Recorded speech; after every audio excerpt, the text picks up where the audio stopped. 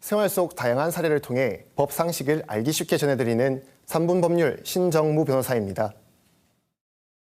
아버지 마지막 가는 길까지 이러려니 마음이 너무 아파요.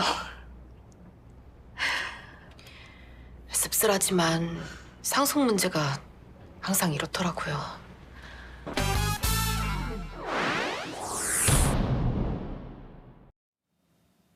가족의 사망은 그 자체로도 큰 충격이지만 그 뒤에 따라오는 상속 문제는 또 다른 갈등의 시작이 되기도 합니다. 법에 따른 절차라 해도 가족 간의 오래된 감정과 이해관계가 얽히면 쉽게 해결되기 어려운 경우가 많습니다.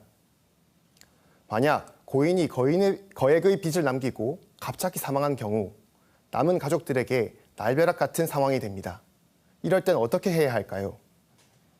상속인은 상속 개시를 안 날로부터 3개월 안에 단순 승인, 한정 승인, 상속 포기 중 하나를 선택할 수 있습니다. 이때 상속받을 재산이 빚보다 더 많다면 반드시 한정 승인이나 상속 포기를 해야만 상속인의 개인 재산으로 책임지는 일을 피할 수 있습니다.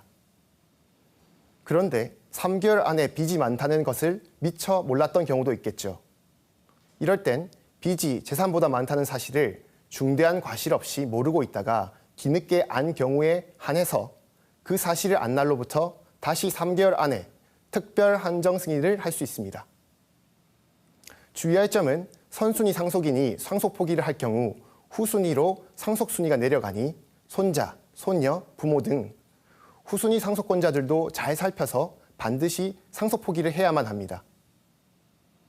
또 이런 경우도 많습니다. 고인이 살아있는 동안 상속인들이 특정 자녀에게 전 재산을 주는 것을 동의한다는 약속을 했거나 상속인이 미리 상속을 포기하겠다는 내용의 각서를 쓴 경우 그 효력은 어떻게 될까요? 대법원은 피상속인의 사망 이전에 한 상속 포기나 상속 재산 분할에 관한 약정은 아무런 효력이 없다고 일관되게 판단하고 있습니다.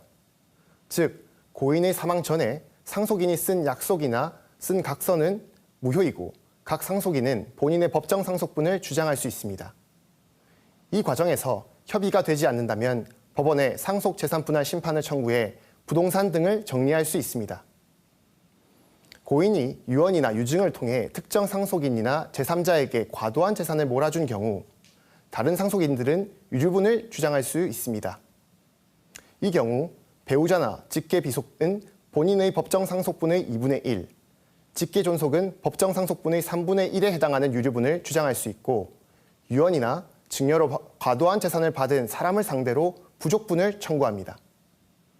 다만 유류분 반환 청구권은 상속 개시와 반환 대상이 되는 증여 또는 유증 사실을 안 날로부터 1년 안에 행사해야 하니 주의해야 합니다.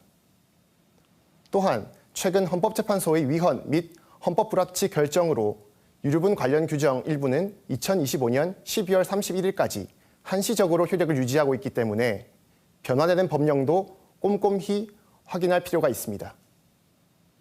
마지막으로 고인을 오랜 기간 동거하며 부양한 상속인의 경우 기여분을 주장할 수 있는데 실무상 그 인정과 입증이 쉽지는 않으므로 자료와 증거를 충분히 확보해 두는 것이 매우 중요합니다. 상속 문제는 감정과 법이 얽혀 복잡해지기 쉽습니다. 남은 가족이 또 다른 갈등을 겪지 않으려면 법이 정한 권리와 절차를 잘 알고 차분히 선택하는 지혜가 필요합니다. 3분 법률이었습니다.